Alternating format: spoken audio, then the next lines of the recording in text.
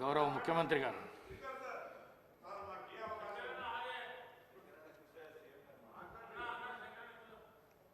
Thank you speaker sir. Revenue శాఖ మంత్రి పొంగులేటి శ్రీనివాసరెడ్డి గారు ప్రవేశపెట్టిన తెలంగాణ భూభారతి భూమిపై హక్కుల రికార్డు చట్టము 2024 ఈ ప్రవేశపెట్టిన చట్టాన్ని సంపూర్ణంగా సమర్థిస్తూ దీనికి సంబంధించిన చర్చను తమరు ఓపికతో, ఇది ప్రజలకు సంబంధించిన సమస్య కాబట్టి కొంతమంది సభ్యులు గతంలో వాళ్ళు ఒక అద్భుతమైన ప్రవేశపెట్టిన ధరణి చట్టాన్ని రీప్లేస్ చేస్తూ ఈ కొత్త చట్టం ప్రవేశపెట్టడం ద్వారా తెలంగాణ రాష్ట్రంలో దాదాపుగా యాజమాన్యపు హక్కులున్న 1,52,00,000 ఎకరాల భూములకు సంబంధించిన వివరాలను భద్రపరచడమే కాకుండా అర్హులైన ప్రతి భూ యజమాని యొక్క హక్కులను కాపాడడానికి ఈ చట్టాన్ని సమర్థవంతంగా ఈ సభలో ప్రవేశపెట్టి ఈ సభలో చర్చ జరగడం ద్వారా 4 కోట్ల తెలంగాణ ప్రజలకు ఈ ప్రభుత్వం ఒక సమర్థవంతమైన ఈ తెలంగాణ రైతాంగానికి పూర్తి స్థాయిలో ఉపయోగపడే చట్టాన్ని తీసుకొచ్చింది అని ఒక భావన కల్పించి, ఒక నమ్మకం, విశ్వాసం కల్పించడానికి మీరు శాయశక్తుల ప్రయత్నం చేశారు. ప్రధాన ప్రతిపక్ష పార్టీ అహంభావంతో, అహంకారంతో సభా మర్యాదలను ఉల్లంఘించి సభాపతి మీదనే దాడి చేస్తామన్న ధోరణిలో చర్చను అడ్డుకోవాలనే ప్రయత్నం చేసింది. సహజంగా మిత్రులు సాంబశివరావు గారు చెప్పినట్టు ఎవరికైనా కుర్చీలో కూర్చుంటే సహనానికి కూడా ఒక హద్దు ఉంటుంది. మీరు సహనం కోల్పోయి వాళ్ళ మీద చర్యలకు ఉపక్రమించే పరిస్థితులు వాళ్ళు కల్పించిన మీరు చాలా ఓపికతో వారు ఎలాంటి ప్రయత్నాలు చేసినా రెచ్చగొట్టడం ద్వారా ఈ చర్చను తప్పుదారి పట్టించాలనే ప్రయత్నం చేసినా మీరు అవకాశం ఏమాత్రం ఇవ్వకుండా వాళ్ళంతటా వాళ్ళే సహనం చచ్చిపోయి సహకరించవలసిన పరిస్థితిని కల్పించి ఈ సభను ముందుకు నడిపించి ఇంత కీలకమైన, ముఖ్యమైన ఈ చట్టాన్ని తెలంగాణ రాష్ట్ర రైతాంగానికి మేలు జరిగే విధంగా ఈరోజు కొనసాగించినందుకు మిమ్మల్ని మనస్ఫూర్తిగా అభినందిస్తూ, ఈ తెలంగాణ సమాజం, ఈ ప్రాంతం ప్రతి సమస్య భూమి చుట్టూతోనే ముడిపడి ఉన్నది. ఆనాడు ప్రధానంగా కమ్యూనిస్టు సోదరులు రావి నారాయణ రెడ్డి గారు కావచ్చు, ఆరుట్ల కమలాదేవి గారు కావచ్చు, మల్లు స్వరాజ్యం గారు కావచ్చు, భీమిరెడ్డి నరసింహారెడ్డి గారు కావచ్చు, ధర్మ భిక్షం కావచ్చు, సరే ఆరుట్ల కమలాదేవి, ఆరుట్ల రామచంద్రారెడ్డి గారు, బద్దం ఎల్లారెడ్డి గారు, మిత్రులు చాలామంది చెప్తా ఉన్నారు, చాకల ఐలమ్మ, ఇట్లా అంటే చరిత్రలో వెనక్కిపోయినా కొద్దిగా వాళ్ళ పోరాటాలన్నీ కూడా వారు ఈ పోరాటంలో అసూలు బాసింది ఈ భూమి కోసమే. ఈ భూమిని ఆత్మగౌరవంగా, ఈ భూమిని హక్కుగా, ఈ భూమి వాళ్ళ జీవించే హక్కు, వాళ్ళకు ఆత్మగౌరవాన్ని తెచ్చిపెట్టేది. దీని మీద కొంతమంది ఆధిపత్యం చెలాయించి అధికారంతో, అహంకారంతో ఆధిపత్యాన్ని నిలబెట్టుకోవాలని రకరకాల దాడులు చేసి వాళ్ళను నియంత్రించి, నిర్బంధించి, వాళ్ళను భౌతికంగా అంతమొందించి అధికారాన్ని నిలబెట్టుకోవాలని చూస్తే, ఆనాడు దొడ్డి కొమరయ్య నుంచి దుడ్డుకర్రల సంఘం పెట్టి ఈ భూమిని కాపాడుకునే ప్రయత్నంలో వాళ్ళు విజయం సాధించిండ్రు. వాళ్ళు అమరులు అయిండొచ్చు కాక, కానీ తెలంగాణ సమాజంలో ఉన్న భూమే తమ హక్కు, ఆత్మగౌరవాన్ని భావించి సాయుధ రైతాంగ పోరాటం చేసి భూమి కోసం, భుక్తి కోసం, విముక్తి కోసం ఆనాడు వీరోచితంగా పోరాటం చేసి ఆనాడు చెరబట్టిన రాజుల నుంచి ప్రాంతానికి విముక్తి కలిగించారు. ఆ తర్వాత ఎప్పుడు ఏ ఉద్యమం వచ్చినా, అది కమ్యూనిస్టు ఉద్యమాలు కావచ్చు, నక్సల్బరీ ఉద్యమాలు కావచ్చు, దళిత గిరిజన సంఘాలు, తుడుం దెబ్బలు, ఆదివాసీ సంఘాలు కావచ్చు, వీళ్ళందరి పోరాటాలు భూమి చుట్టూతోనే పరిభ్రమించినాయి. ఈ భూమి కోసమే వాళ్ళు సర్వం ఒడ్డి ఈ భూమిని రక్షించుకునే పనిలో పోరాటాలు చేసిండ్రు. పటేల్ పట్వారి వ్యవస్థ రద్దుకు కూడా కారణం పేద ప్రజల భూముల మీద కొద్దిమంది ఆధిపత్యం చెలాయించాలని చూడడంతో పటేల్ పట్వారి వ్యవస్థను రద్దు చేయడం జరిగింది అధ్యక్ష. అట్లాంటిది ఆర్ఓఆర్ యాక్ట్ కావచ్చు, రకరకాలుగా ఏ భూ యజమాని అయితే ఉన్నాడో ఆ యజమానుల యొక్క హక్కులను కాపాడడానికి సమయం సందర్భం వచ్చినప్పుడల్లా మనం చట్టాలు చేసుకున్నాం. ఆ చట్టాల ద్వారా వాళ్ళ హక్కులను కాపాడుతూ వచ్చినాం. పివి నరసింహారావు గారు, శ్రీమతి ఇందిరాగాంధీ గారు ఉన్నప్పుడు అగ్రికల్చర్ సీలింగ్ యాక్ట్ తీసుకొచ్చి జాగీర్దారుల దగ్గర, జమీందారుల దగ్గర, భూస్వాముల దగ్గర వేలాది ఎకరాలు మూలుగుతుంటే లక్షలాది ఎకరాలను వాళ్ళ దగ్గర నుంచి ప్రభుత్వం సేకరించి భూమి లేని నిరుపేదలకు, ముఖ్యంగా దళితులకు, గిరిజనులకు, ఆదివాసీలకు, బలహీన వర్గాలకు ఈ భూ పంపకాలు, అసైన్మెంట్ పట్టాలు ఇవ్వడం ద్వారా వాళ్ళ ఆత్మగౌరవాన్ని నిలబెట్టి ఆ భూమి మీద వాళ్ళకు జీవించే హక్కును ఆనాటి ప్రభుత్వాలు, శ్రీమతి ఇందిరాగాంధీ గారు వారికి ఇచ్చారు. దీనికి కారణం, ప్రేరేపితం ఆనాడు భూముల కోసం కమ్యూనిస్టులు చేసిన పోరాటాలని ఈరోజు మనం చెప్పుకోక తప్పదు. ఈ పోరాటాల వల్ల వాళ్ళు లేవనెత్తిన సమస్యలను అక్కడి నుంచి కోనేరు రంగారావు కమిషన్ వరకు కావచ్చుగా, లేదా డాక్టర్ వైఎస్ రాజశేఖర రెడ్డి గారు ముఖ్యమంత్రి ఉన్నప్పుడు నక్సలైట్లతో జరిపిన చర్చల్లో భాగంగా కూడా ఈ భూములకు సంబంధించిన ప్రధానమైన సమస్యలనే లేవనెత్తడం జరిగింది. వీటన్నిటిని దృష్టిలో పెట్టుకొని గత ప్రభుత్వాలు వీలైనంత మేరకు ప్రజలకు మేలు జరిగే విధంగా చట్టాలను సవరించిన. ఇంతకుముందు అక్బరుద్దీన్ ఓవైసీ గారు చెప్పినట్టు ఆనాడు యూపీఏ ప్రభుత్వంలో భూభారతి నిజామాబాద్ పైలట్ ప్రాజెక్ట్ కింద కేంద్ర ప్రభుత్వం మన్మోహన్ సింగ్ గారు, సోనియా గాంధీ గారు రికార్డ్స్ డిజిటలైజేషన్ చేయడం కానీ, భద్రపరచడం కానీ, తప్పులు జరగకుండా సరిదిద్దడం కానీ, వీటన్నిటి కార్యక్రమాలను ఎప్పుడు తీసుకున్నా నిజమైన భూ యజమాని యొక్క హక్కులను కాపాడాలి. లేకపోతే విద్య రాని పేదవాళ్ళ భూములను ఎవరైనా అన్యాక్రాంతంగా అక్రమంగా ఆక్రమించుకుంటే కూడా వాటిని, ఆ ఆక్రమణలను తొలగించడం ద్వారా వాళ్ళ హక్కులను కాపాడడానికి అన్ని రకాల చట్టాలను తీసుకొచ్చి తెలంగాణ రాష్ట్రం వచ్చిన తర్వాత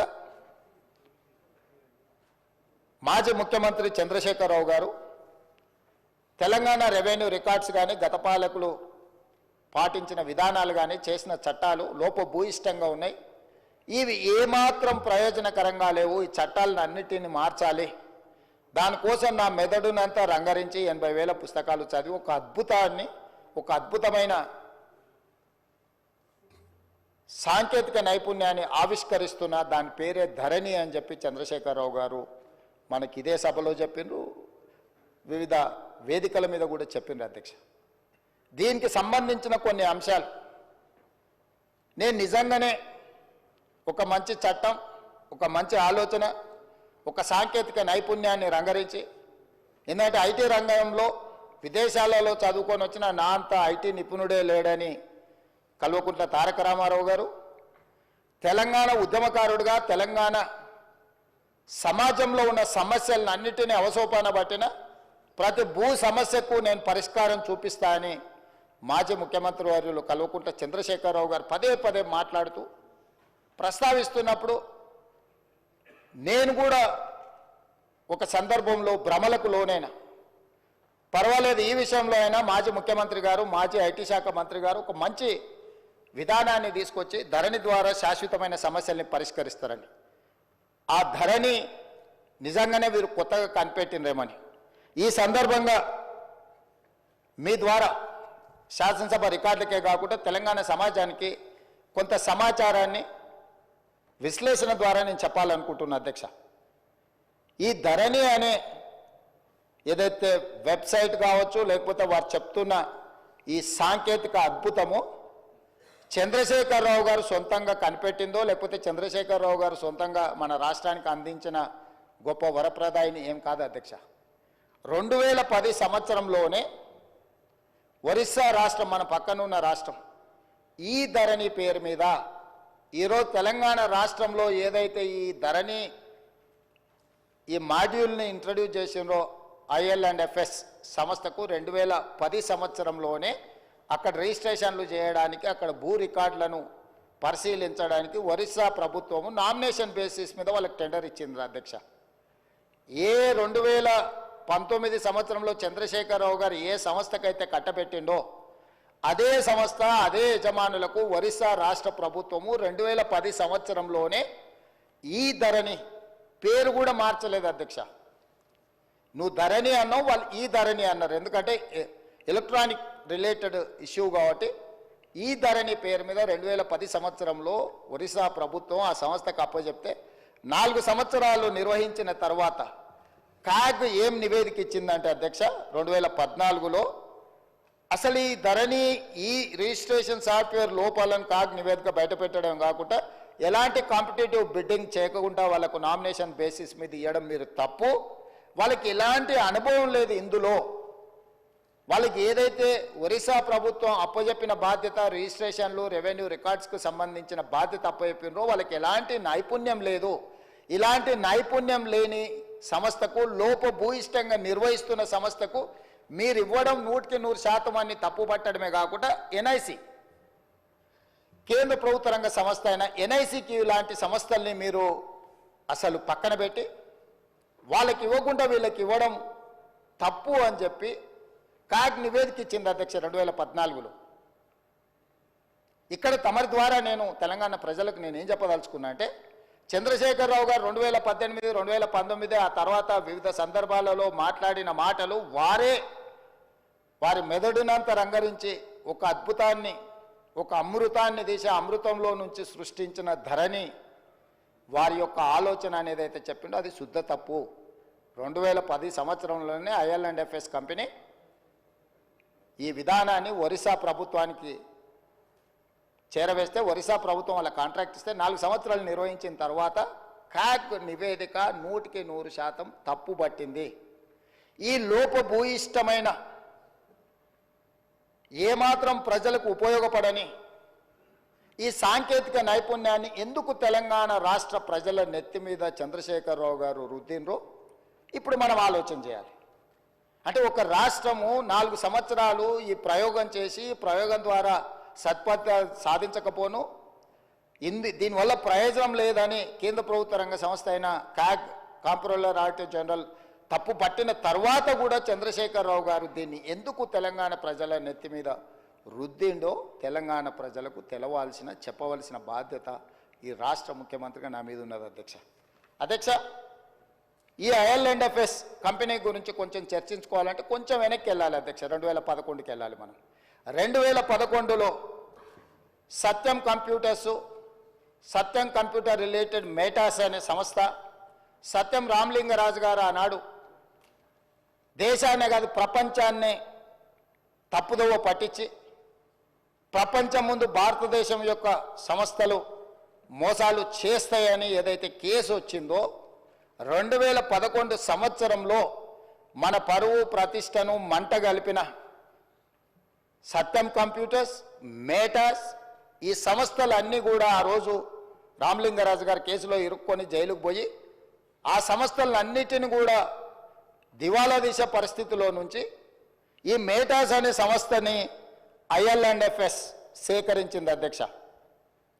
సత్యం రామలింగరాజుకు సంబంధించిన సంస్థల్ని IL&FS అనే సంస్థ 2011 సంవత్సరంలో క్రిమినల్ కేసెస్లో ఇరుక్కొని అందులో ఉన్న సంస్థల్ని IL&FS సంస్థ సేకరించింది. సత్యం రామలింగరాజు గారి కుమారుడు తేజరాజు గారికి సంబంధించిన సంస్థలు IL&FS సేకరించి ఆ రోజు వాళ్ళిద్దరికీ ఒక అనుబంధం ఏర్పడ్డది అధ్యక్ష. ఆ అనుబంధంతో కొనసాగింపులో భాగంగా 2018 సంవత్సరంలో IL&FS సంస్థ గాదె శ్రీధర్ రాజుకు సంబంధించిన ఇంకొక సంస్థ వీళ్ళందరూ జాయింట్ వెంచర్ కింద తెలంగాణ రాష్ట్రం ఇద్దామనుకున్న ధరణి పోర్టల్ టెండర్లో భాగస్వామ్యం తీసుకున్నారు అధ్యక్ష. 2018 సంవత్సరంలో తెలంగాణ రాష్ట్ర ప్రభుత్వం portal development and maintenance and control కోసం 2018లో టెండర్ పిలిచింది అధ్యక్ష. ఈ టెండర్ ప్రక్రియలో భాగంగా IL&FS అదేవిధంగా గాదె శ్రీధర్ రాజ్కు చెందిన ఈసెంట్రిక్ అదేవిధంగా విజన్ ఇన్ఫోటెక్ కంపెనీలు సంయుక్తంగా కాంట్రాక్టు సాధించుకున్నాయి. యువరాజుకు అత్యంత సన్నిహితులు ఎవరో తమరికి తెలుసు అధ్యక్ష. యువరాజు వెనకాల ఉండి ముందల గాదె శ్రీధర్ రాజు వెనకాల సత్యం ఆర్ మేటాస్ కంపెనీలను చేపట్టిన IL&FS సంస్థను ముందలబెట్టి టెండర్లో భాగస్వామ్యం చేసి ఆ పని దక్కించుకున్నారు అధ్యక్ష. ఈ 2017 సంవత్సరంలోనే ఈ IL&FS సంస్థ దివాలా తీయడమే కాకుండా క్రిమినల్ కేసులలో వీళ్ళు కూడా ఇరుక్కున్నారు అధ్యక్ష. 2011లో సత్యం కంప్యూటర్స్ కానీ మేటా సంస్థలు కానీ క్రిమినల్ కేసులలో ఇరుక్కొని జైలుకు పోయిన తర్వాత ఆ సంస్థల్ని సేకరించిన IL&FS కూడా 2017లో ఇదే రకమైన కుంభకోణాలలో ఇరుక్కొని ఆ కంపెనీకి సంబంధించిన MD రమేష్ బావా ఆయన జైలుకు పోయిండు, హరిశంకరన్ వైస్ చైర్మన్ ఈయన జైలుకు పోయిండు, రవి పార్థసారథి మాజీ చైర్మన్ ఆయన జైలుకు పోయిండు, రామ్చంద్ కరుణాకర్ అనే డైరెక్టర్ వీళ్ళందరూ కూడా వేలాది కోట్ల రూపాయల కుంభకోణాలకు పాల్పడి ఆ కుంభకోణాలు అన్ని కూడా దొరికిపోయి వీళ్ళందరూ జైలుకు పోయినారు అధ్యక్ష. ఇది ఎప్పుడు 2017 సంవత్సరానికే జరిగిపోయింది అధ్యక్ష. ఎప్పుడు కూడా రాష్ట్ర ప్రభుత్వాలు కేంద్ర ప్రభుత్వాలు ఏదైనా ఒక సంస్థ క్రిమినల్ నేరాలలో పాల్గొని ఆర్థిక నేరాలలో పాల్గొని జైలు శిక్షలో లేకపోతే ఆ సంస్థల మీద ఆరోపణలు ఉన్నప్పుడు ఆ సంస్థలను టెండర్లలో పాల్గొనకుండా నిషేధించే విధానం మన రాష్ట్రంలో మన దేశంలో కొనసాగుతుంది. అయినా తెలంగాణ రాష్ట్ర ప్రభుత్వం చంద్రశేఖరరావు గారి ప్రభుత్వము ఈ IL&FSను లేకపోతే ఈసెంట్రిక్ లేదా విజన్ ఇన్ఫోటెక్ ఏదైతే జాయింట్ వెంచర్తో టెండర్ వేసిందో వీళ్ళని నిషేధించలేదు అధ్యక్ష. వీళ్ళకి టెండర్ కట్టబెట్టి ఈరోజు తెలంగాణ రాష్ట్రంలో ఉండే 1,52,00,000 ఎకరాలకు సంబంధించిన లక్షలాది మంది రైతుల యొక్క భూముల వివరాలను రిజిస్ట్రేషన్లు చేయడము, డాక్యుమెంట్లు చేయడము, రికార్డులు మెయింటైన్ చేయడము, అన్ని రకాల బాధ్యతలను కంప్లీట్గా ఈ సంస్థకు అప్పచెప్పారు అధ్యక్ష. ఇక్కడి నుంచే ఇక స్టోరీ మొదలైంది అధ్యక్ష. అసలైన స్టోరీ ఇక్కడ ఉన్నది. టెండర్ దక్కించుకున్న IL&FS సంస్థ పేరు మార్చింది అధ్యక్ష. టెండర్ అగ్రిమెంట్ అయిన తర్వాత టెరాసిస్ టెక్నాలజీస్ లిమిటెడ్ అని సబ్సిడరీ యూనిట్ కిందకి అగ్రిమెంట్ తీసుకొచ్చింది అధ్యక్ష. టెండర్ పాల్గొన్నప్పుడు ఒక పేరు మీద ఉండి టెండర్లో వాళ్ళ కాంట్రాక్ట్ వచ్చిన తర్వాత దాని పేరు మార్చింది అధ్యక్ష.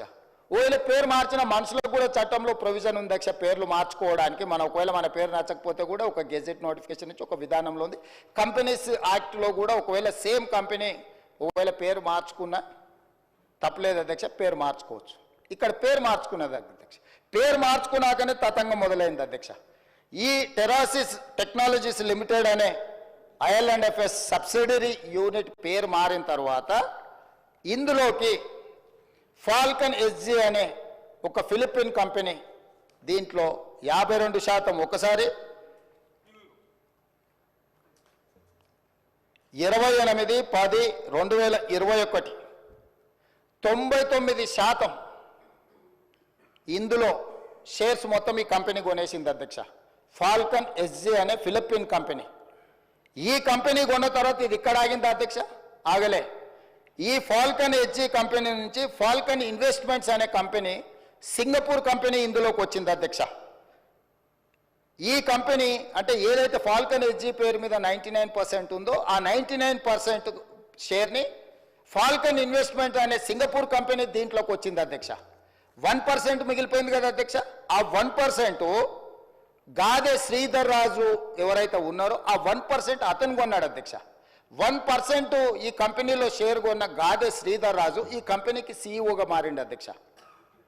అంటే యువరాజు గారి మిత్రులు ఏ రకంగా ఇందులోకి తెర వెనుక నుంచి లోపలికొచ్చి దీన్ని మొత్తం తమ చేతిలోకి ఏ రకంగా తీసుకున్నారో గాదె శ్రీధర్ రాజు గారిని ఈ ఫాల్కన్ ఇన్వెస్ట్మెంట్ ఈ కంపెనీకి ఓనర్ను అంటే సీఈఓని చేసేసి వ్యవహారం మొత్తం గాదె శ్రీధర్ రాజు చేతికి అప్పచెప్పారు అధ్యక్ష.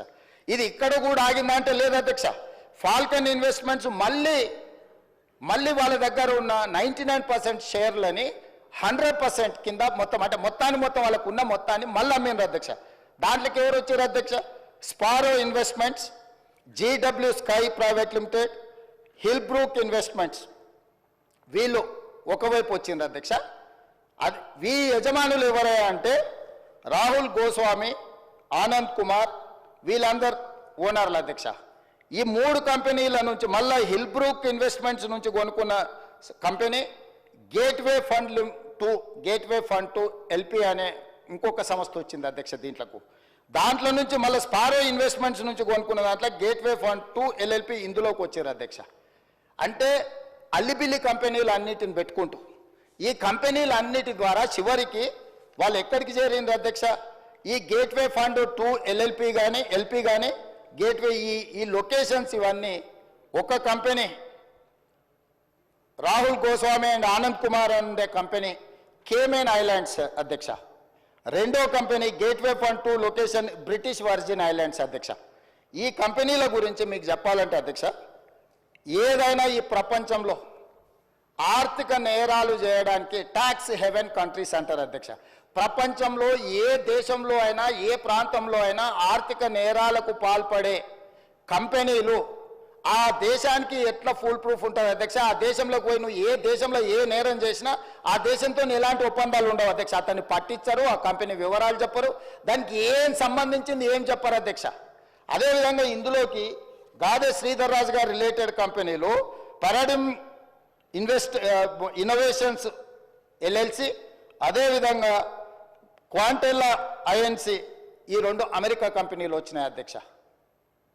సో ఎక్కడైతే టెర్రాసిస్ టెక్నాలజీస్ లిమిటెడ్లో బయలుదేరిన మన స్టేట్ అగ్రిమెంటు ఫిలిపిన్ దేశానికి పోయింది, ఫిలిపిన్ దేశాన్ని నుంచి సింగపూర్ దేశానికి పోయింది, సింగపూర్ దేశాన్ని నుంచి మళ్ళీ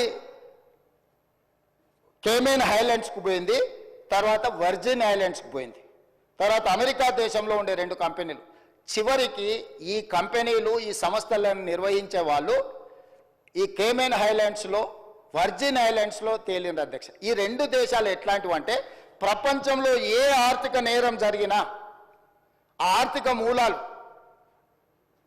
పనామా లీక్స్ కానీ లేకపోతే మీరు ఈ ప్రపంచంలో జరిగిన ఏ పెద్ద ఆర్థిక నేరాన్ని ఎత్తికినా ఆ సంబంధించిన కంపెనీలు ఈ 2 దేశాలలో ఉంటాయి అధ్యక్ష.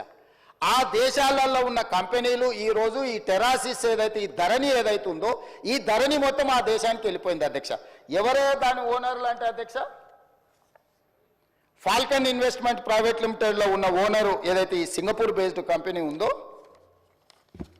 రాహుల్ గోస్వామి, ఈయన సింగపూర్ సిటిజన్, ఆనంద్ కుమార్ ఈయన సింగపూర్ సిటిజన్, లతికాదేవి అమ్మ daughter of Radhakrishna Pillai Singapore citizen అధ్యక్ష. వీరితో పాటు అధ్యక్ష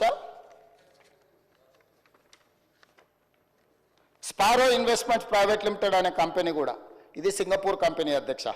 స్పారో ఇన్వెస్ట్మెంట్ ఇది ఈ టోటల్ ఈ ఉండే కంపెనీలు అని కూడా ఇవి సింగపూర్ సంస్థలు అధ్యక్ష. అదేవిధంగా అధ్యక్ష జీడబ్ల్యూ స్కై ప్రైవేట్ లిమిటెడ్ అనే సంస్థ కూడా సింగపూర్దే అధ్యక్ష. జీడబ్ల్యూ సేమ్ వీళ్ళందరూ. తర్వాత పారాడిమ్ ఇన్నోవేషన్స్ ఎల్ఎల్సి అనేది అమెరికన్ కంపెనీ అధ్యక్ష.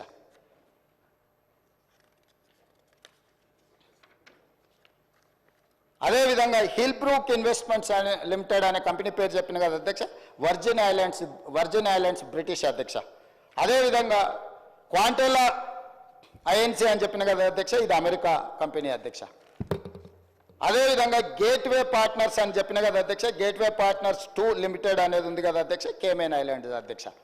అంటే ఈ మొత్తం కంపెనీలు ఈరోజు నిర్వహిస్తున్న గాదె శ్రీధర్ రాజుతో సహా వీళ్ళెవ్వరూ ఈ దేశ పౌరులు కాదు అధ్యక్ష, ఈ రాష్ట్ర పౌరులే కాదు, ఈ దేశంలో పక్క రాష్ట్ర పౌరులైనా పర్వాలేదు అధ్యక్ష, ఎవ్వరు కూడా ఈరోజు ఈ ధరణి పోర్టల్ నిర్వహిస్తున్న టెరాసిస్ కంపెనీ పేరు మీద మొదలయ్యి మారుకుంటూ పేర్లు మారుకుంటూ సంస్థలు మారుకుంటూ దేశాలు మారుకుంటూ ఈరోజు కేమెన్ ఐలాండ్స్కు బ్రిటిష్ వర్జిన్ ఐలాండ్స్కి ఎక్కడికైతే చేరిందో అవి ప్రపంచంలో ఆర్థిక నేరాలకు సంబంధించిన ట్యాక్స్ హెవెన్ కంట్రీస్ అధ్యక్ష. ఆ దేశంలో నేరం చేసిన ఎవడు పట్టుకోలేడు, ఆ దేశం ఎవరికి వివరాలు ఇవ్వదు. ఈరోజు మన ధరణి పోర్టల్ అనేది ఆ దేశానికి ఆర్థిక నేరాలకు పాల్పడే దేశంలో ఉన్న సంస్థ చేతిలోకి మన తెలంగాణ రాష్ట్ర రైతాంగం యొక్క సంపూర్ణమైన వివరాలు ఈరోజు అక్కడికి వెళ్ళిపోయినాయి అధ్యక్ష. ఇది ఘనత వహించిన 80,000 పుస్తకాలు చదివిన తన మెదడంతా రంగరించి తయారు చేసిన అమెరికాకి వెళ్ళి ఐటీలో లక్షల కోట్ల రూపాయలు సంపాదించే ఉద్యోగాన్ని వదులుకొని తెలంగాణను ఉద్ధరిద్దామని వచ్చేసిన the great IT and industries mister Kalvakuntla Taraka Rama Rao గారి నేతృత్వంలో పిలిచిన ఈ టెండర్ ఏ సంస్థ పిలిచింది అధ్యక్ష? TSTS, Telangana state technology centre ఆ సర్వీసెస్. అది ఎవరు ఆధ్వర్యంలో? ఐటీ మినిస్టర్ ఆధ్వర్యంలో ఉంటుంది అధ్యక్ష. రెవెన్యూ డిపార్ట్మెంట్కు సంబంధించిన వ్యవస్థను నిర్వహించడానికి టెండర్ పిలవడానికి TSTSకి ఇస్తే TSTS టెండర్ పిలిచి ఆ శాఖ మంత్రి కేటీఆర్ గారు ఈరోజు వీళ్ళందరూ ఇప్పుడు నేను చదివి వినిపించిన వాళ్ళు గాదే శ్రీధర్ రాజు, రాహుల్ గోస్వామి, ఆనంద్ కుమార్ ఇట్లాంటి విదేశీ పౌరులు విదేశీ సంస్థల చేతుల్లో ఉన్న కంపెనీలో ధరణి పోర్టల్ పెట్టడంతో పూర్తిగా భద్రంగా ఎవరికి తెలియకుండా ఇదొక కాంట్రాక్చువల్ అగ్రిమెంట్ అధ్యక్ష. రెవెన్యూ డిపార్ట్మెంట్కు భూ యజమాని అయిన నాకు మా ఇద్దరికి సంబంధించిన వ్యవహారం అధ్యక్ష. రెవెన్యూ డిపార్ట్మెంట్లో CCLA దగ్గర నా వివరాలు ఉండాలి. నాకు ఆ సంస్థ రెవెన్యూ శాఖకు మాత్రమే సంబంధం ఇది అధ్యక్ష.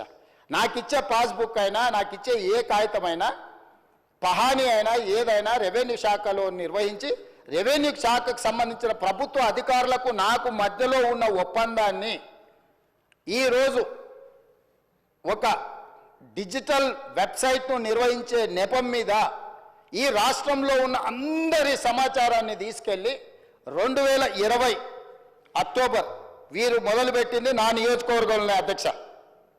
ఈ ధరణి పోర్టల్ని ఆనాడు నేను పార్లమెంట్ సభ్యుడిగా బాధ్యత వహిస్తున్న మల్కాజ్గిరి పార్లమెంటు నియోజకవర్గంలో అక్టోబర్ 29, 2020 నాడు మూడుచింతలపల్లిలో ధరణి పోర్టల్ని మొట్టమొదట చంద్రశేఖరరావు గారు ప్రారంభించారు అధ్యక్ష.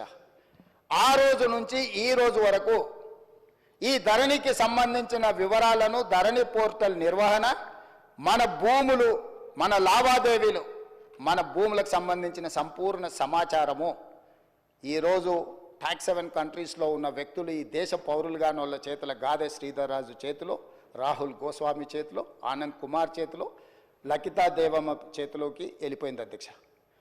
నేను మిమ్మల్ని అడుగుతున్నా అధ్యక్ష, రెవెన్యూ శాఖకు నాకు సంబంధించిన సమాచారం మా ఇద్దరి మధ్యలోనే ఉండాల్సిన సమాచారము, ఈ సమాచారం అంతా తీసుకెళ్లి ఇతర దేశాలలో ఆర్థిక నేరాలలో ఇరుక్కపోయిన కంపెనీలు IL&FS కానీ లేకపోతే సత్యంతో ఉన్న రిలేషన్ కానీ ఆ కంపెనీలో ఉన్న MDలు, వైస్ చైర్మన్లు లేకపోతే డైరెక్టర్లు అందరూ 2017లోనే ఆర్థిక నేరాలకు పాల్పడి వేల కోట్ల రూపాయల కుంభకోణాలలో పాల్పడి జైళ్లలో ఉన్న సంస్థకు చంద్రశేఖరరావు గారు అప్పచెప్పి ఈ తెలంగాణ రైతాంగ సంపూర్ణ సమాచారాన్ని దేశాలు దాటిచ్చింది అధ్యక్ష. ఇవాళ డేటా మీకు తెలుసు కదా అధ్యక్ష ఎంత విలువైందో. ఒక రిజిస్ట్రేషన్ చేయాలంటే అధ్యక్ష నా ఆధార్ కార్డ్ నెంబర్ ఇవ్వాలి, నా బ్యాంకు ఖాతా ఇవ్వాలి, నా టెలిఫోన్ నెంబర్ ఇవ్వాలి. ఇవాళ ఇవన్నీ కూడా ఎన్క్రిప్షన్ అంటే ఒక సీక్రెట్ కోడ్లో ఉండాలి. ఒకవేళ ఆ వెబ్సైట్ నిర్వహించే వాళ్ళు చూడాలనుకున్నా కూడా కనిపించకూడదు అధ్యక్ష. కానీ క్లియర్గా వాళ్ళ దగ్గర డేటా కనిపిస్తుంది అధ్యక్ష. ఈరోజు ఈ నిర్వహణలో ఈ రాష్ట్రంలో 2020 నుంచి ఇప్పటి వరకు జరిగిన ప్రతి ట్రాన్సాక్షన్కు సంబంధించిన ఆధార్ కార్డు, బ్యాంకు ఖాతా నెంబర్, టెలిఫోన్ నెంబర్ అన్ని వివరాలు ఈరోజు పూర్తిగా క్రిస్టల్ క్లియర్గా వాళ్ళ చేతులకు వెళ్ళిపోయి ఇతర దేశాలు, దేశ సరిహద్దులు దాటిపోయి ఇతర దేశాలు ఆర్థిక నేరాలకు పాల్పడుతున్న దేశాలకు మన రాష్ట్రంలో ఉన్న సంపూర్ణమైన రెవెన్యూ సమాచారం అని తెలిపోయింది అధ్యక్ష. ఇది ఎంత తీవ్రమైన నేరం అంటే ఈ నేరానికి శిక్ష అనేది ఏ స్థాయిలో విధించాలనో చట్టాలన్నిటిని కూడా చదవాల్సిన పరిస్థితి ఈరోజు ఈ రాష్ట్రంలో చంద్రశేఖరరావు గారు కల్పించారు అధ్యక్ష. ఈరోజు ఇంత నమ్మకంగా ఒక ప్రభుత్వం మీద నమ్మకం ఉండి ప్రజలు తమ సంపూర్ణమైన సమాచారాన్ని ప్రభుత్వం దగ్గర పెడితే ఆ ప్రభుత్వంలో ఉన్న పెద్దలు ఆ నమ్మకాన్ని వమ్ము చేసి తెలంగాణ ప్రజలకు ద్రోహం చేసి మోసం చేసి సంపూర్ణ సమాచారాన్ని క్రిమినల్స్ చేతుల క్రిమినల్ కేసెస్ ఎదుర్కొంటున్న కంపెనీల చేతులకి సంపూర్ణంగా సమాచారాన్ని బదిలీ చేసిందంటే దీని మీద ఏ రకమైన విచారణ చేయాలనో తెలంగాణ సమాజం ఆలోచించాలి, ప్రతిపక్షాలు అందరూ కూడా ఆలోచించాలి. అధ్యక్ష ఈ కంపెనీలు అన్నిటిని కూడా ఏ ఒక్క కంపెనీ కూడా ఈ దేశంది కాదు అధ్యక్ష. ఇవాళ ఈ సాంకేతిక నైపుణ్యం ధరణియో లేకపోతే ఐలాండ్ అఫేర్స్ కాదు అధ్యక్ష. ఎప్పుడో తెలంగాణ రాష్ట్రంలో ఉమ్మడి రాష్ట్రంలో ఈ దేశంలోనే ఎన్ఐసి వెబ్ ల్యాండ్ అనే ఒక వెబ్సైట్లో సంపూర్ణమైన ఇట్లాంటి డిజిటల్ వ్యవస్థ కేంద్ర ప్రభుత్వం పరిధిలో ఉన్న ఎన్ఐసి దగ్గర సంపూర్ణంగా ఉంది అధ్యక్ష.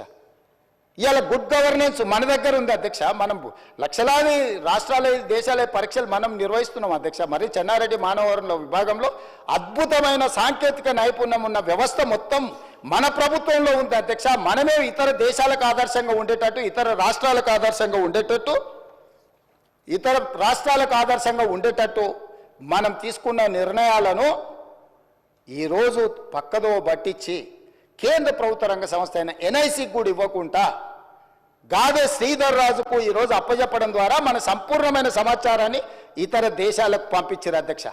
అందుకే నేను అడుగుతున్నా అధ్యక్ష, టెరాసిస్తో మొదలైన ఈ లావాదేవీ టెండర్లో సక్సెస్ అయిన IL&FS సంస్థ నుంచి ఫాల్కన్ ఎడ్జీ సింగపూర్ కంపెనీకి ఎట్లా పోయింది, ఫిలిపిన్ కంపెనీకి ఎట్లా పోయింది, అక్కడ నుంచి ఫాల్కన్ ఇన్వెస్ట్మెంట్స్కి ఎట్లా పోయింది, అక్కడ నుంచి స్పారో ఇన్వెస్ట్మెంట్స్కి ఎట్లా పోయింది, అక్కడ నుంచి JW స్కై ప్రైవేట్ లిమిటెడ్కి ఎట్లా పోయింది, అక్కడ నుంచి గేట్వే ఫండ్ 2 LPకి ఎట్లా పోయింది, అదేవిధంగా హిల్బ్రూక్ ఇన్వెస్ట్మెంట్ సంస్థకి ఎట్లా పోయింది, అదేవిధంగా పారాడిమ్ ఇన్నోవేషన్స్ LLCకి ఎట్లా పోయింది, అదేవిధంగా క్వాంటెల్ INCకి ఎట్లా పోయింది.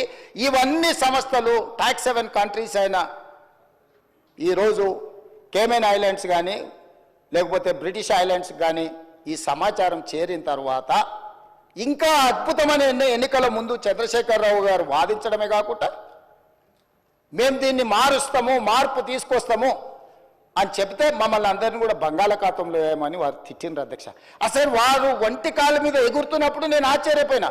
ఆయన ఎలక్షన్లో ఆయన మేనిఫెస్టో చెప్పుకున్నా, ఆయన ప్రజలకు ఏమైనా చెప్పుకుంటాడు. మా ఎలక్షన్లో మేము ఏం విధి విధానాలతో ప్రజలకు ఒక మంచి పారదర్శకమైన పరిపాలన అందిస్తాం మేము చెప్పినాం. మా మీద కోపము, కారణము, ఆవేశము, వారు ఆవేశంతో ఊగిపోతుంటే ఉపన్యాసాలలో నాకు అర్థం కాలేదు అధ్యక్ష. కొంత ఈరోజు ప్రభుత్వంలోకి వచ్చిన తర్వాత పరిశీలించిన తర్వాత ఎన్ని ప్రభుత్వ భూములు, అది దేవాదాయ భూములు కావచ్చు, లేకపోతే భూదాన్ భూములు కావచ్చు, లేకపోతే ప్రైవేట్ భూముల యజమానుల పేర్లు మార్చే విషయంలో కావచ్చు, వాళ్ళు చేసిన అరాచకం, దురాగతం, దుర్మార్గం ఏ స్థాయిలో ఉంది అని అంటే ఇంకా మనం చెప్పలేనంత స్థాయికి ఈరోజు ఇది చేరింది అధ్యక్ష. అందుకే దానికి ఉదాహరణ కింద నేను చెప్పదలుచుకున్న అధ్యక్ష ఒక 2-3 ఉదాహరణలు. ఏ చట్టం అయితే ఈ టెండర్ అగ్రిమెంట్ ప్రకారం అధ్యక్ష, ఈ టెరాసిస్ కాంట్రాక్ట్ అగ్రిమెంట్ అధ్యక్ష 9.20 అగ్రిమెంట్ క్లాజ్లో ఉన్నది అధ్యక్ష.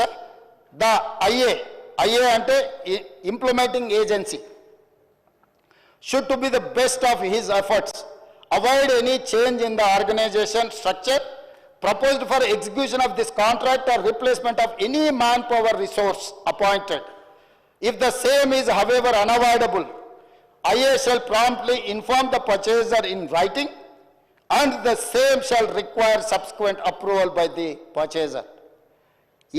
ఇందులో ఇలాంటి మార్పులు చేర్పులు చేయాలన్నా, యజమానులు మారాలన్నా, పనిచేసే స్థలం మారాలన్నా ప్రభుత్వం ముందస్తు అనుమతి తీసుకోవాలని స్పష్టంగా ఈ అగ్రిమెంట్లో ఉంది. 9.20లో ఎలాంటి ప్రభుత్వ అనుమతి లేకుండా ఈ రకంగా టాక్స్ 7 కంట్రీస్లో ఉండే సంస్థల్ని ఇతర దేశాలకు సంబంధించిన కంపెనీల చేతికి మన సమాచారం వెళ్ళింది అధ్యక్ష.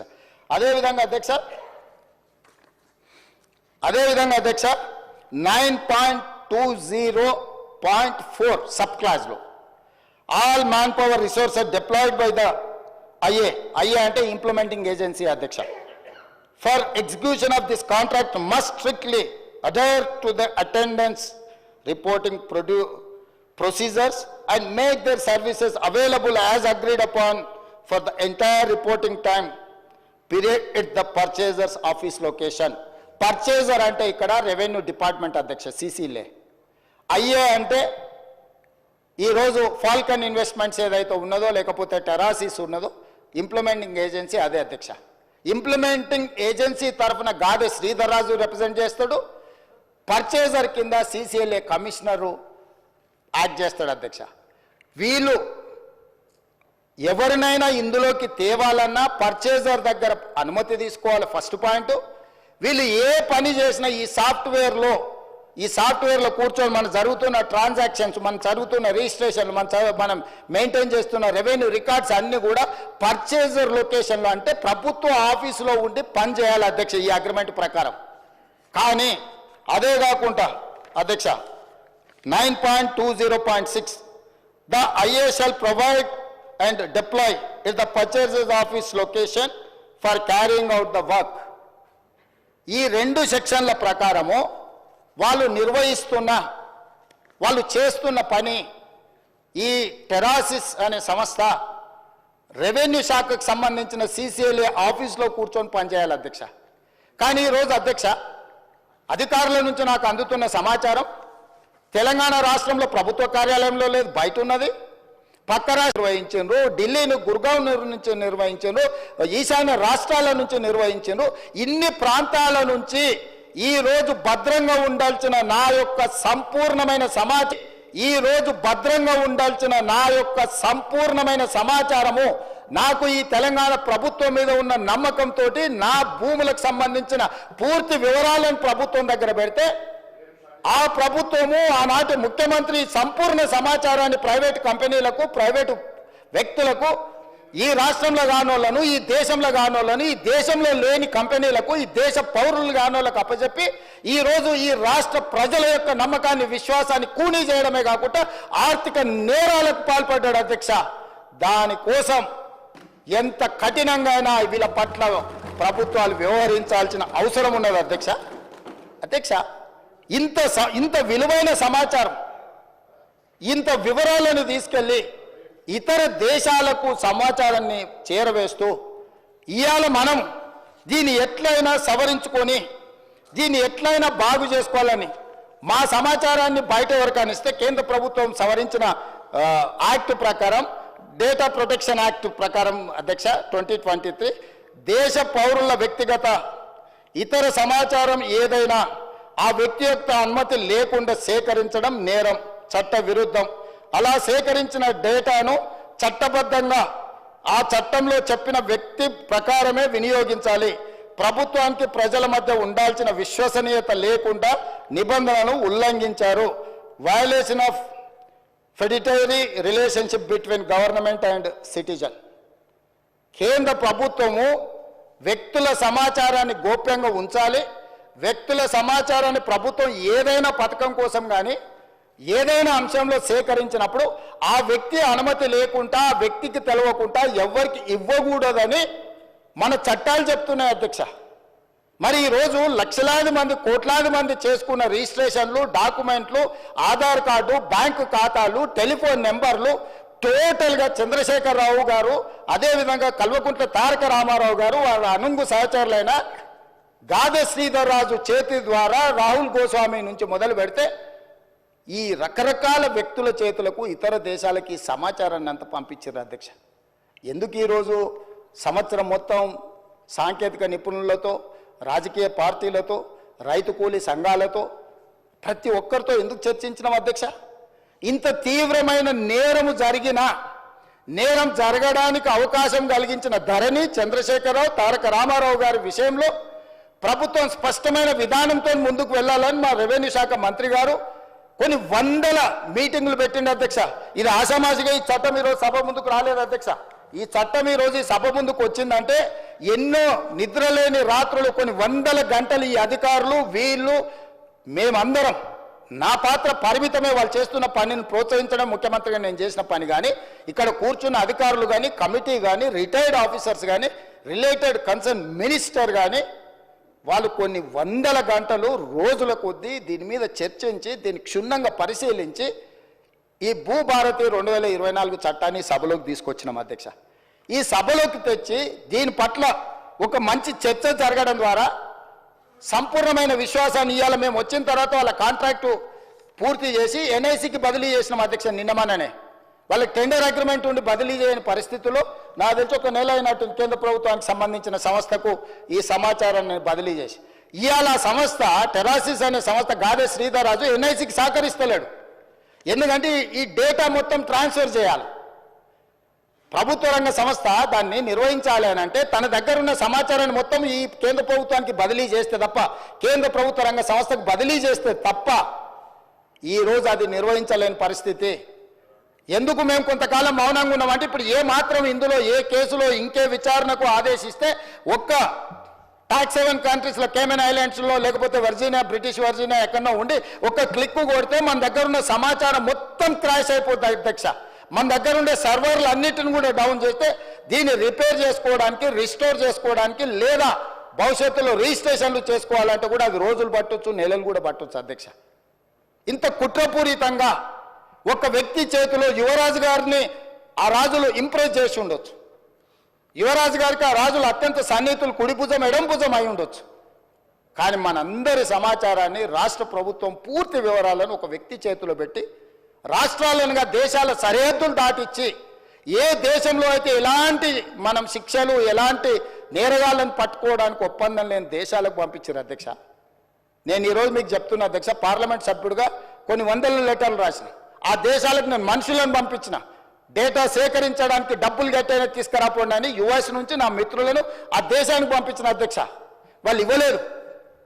నా దగ్గర చాలా వివరాలు ఉన్నాయి అధ్యక్ష. నేను దీని మీద రీసెర్చ్ చేసినప్పుడు వీళ్ళు ఎన్ని రకాల అధ్యక్ష రిజిస్ట్రేషన్స్ అనేటివి డే టైంలో జరుగుతాయి అధ్యక్ష. మనం స్లాట్ బుక్ చేసుకుంటాం నార్మల్గా 10 to 5 or 6, 7 ఒకవేళ అయితే 7, 8 o'clock రిజిస్ట్రేషన్లు అయితే రాత్రి 9 గంటల నుంచి ఉదయం 6 గంటల వరకు కూడా రిజిస్ట్రేషన్లు జరిగిన డాక్యుమెంట్లు ఉన్నాయి అధ్యక్ష.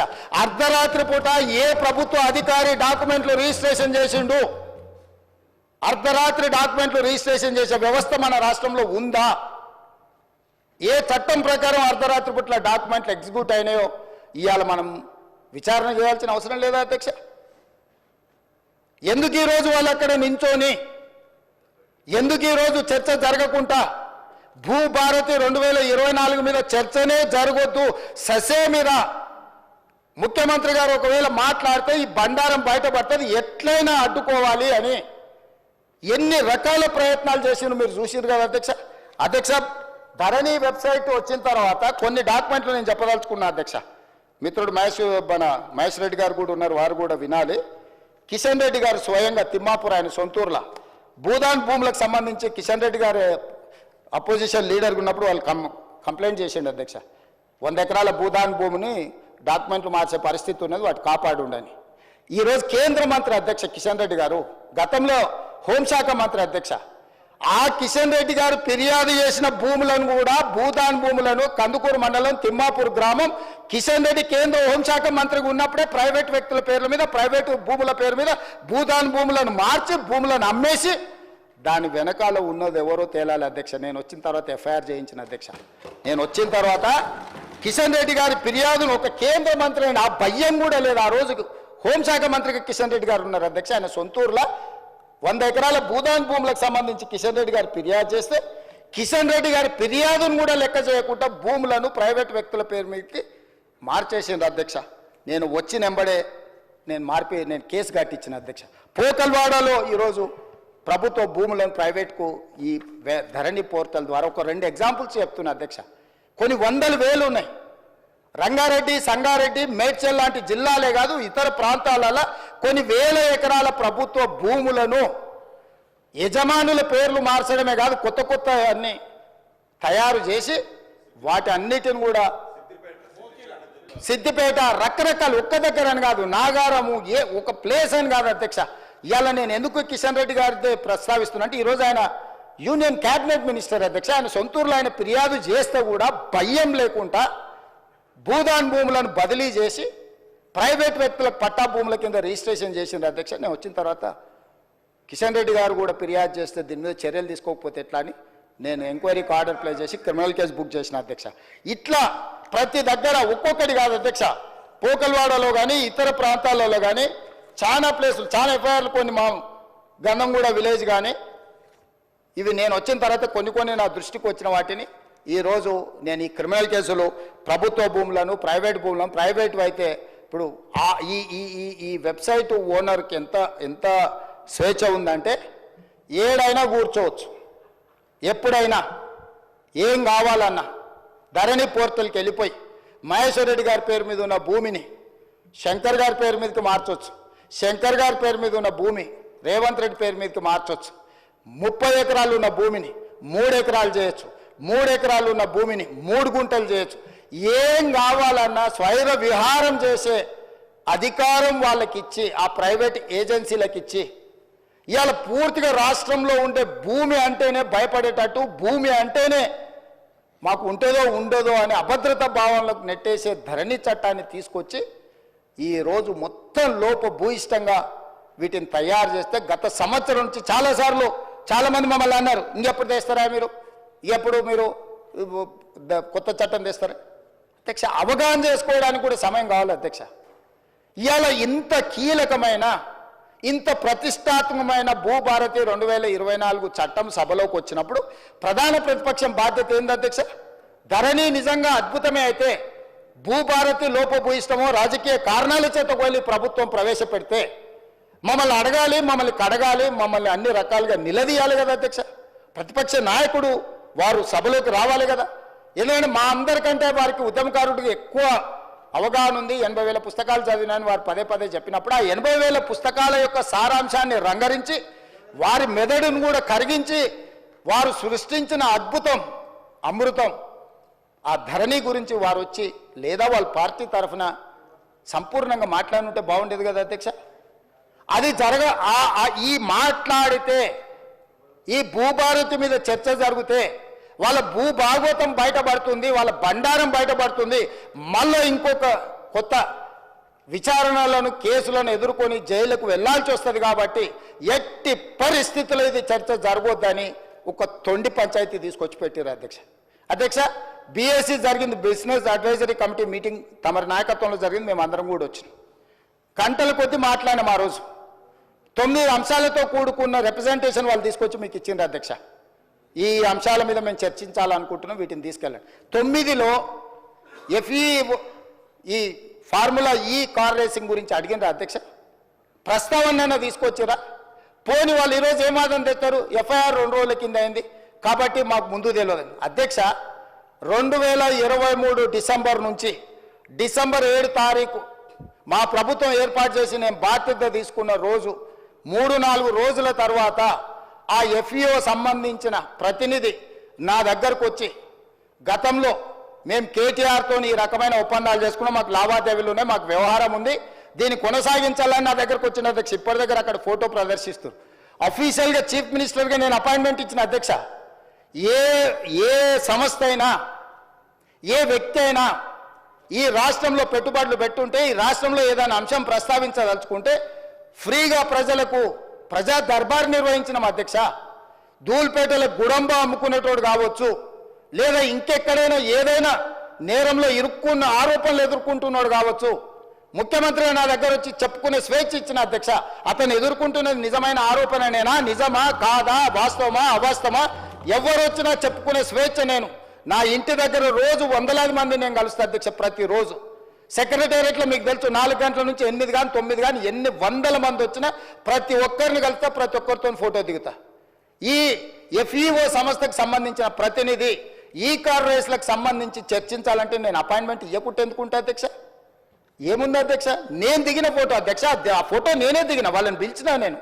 వాళ్ళు వచ్చి కలుస్తామంటే రమ్మన్నా, వచ్చి కలిచారు. కలిసిన తర్వాత ఈ విషయం ప్రస్తావించారు. ఈ విషయం ప్రస్తావిస్తే నేను అడిగిన మాకేం సంబంధమయ్యా, మాకేం సంబంధం, దీంట్లో ప్రభుత్వం ఎందుకు డబ్బులు ఇస్తుందని. లేదు సార్, కేటీఆర్ మేము చీకట్లో మాట్లాడుకున్నాం, అదంతా సెట్ అయిపోయింది సార్, జర్ర మీరు అంటే ఇక వేసేసుకొని వెళ్ళిపోతాం సార్, ఒక 600 కోట్లు జర అని రా సార్ అని వచ్చారు.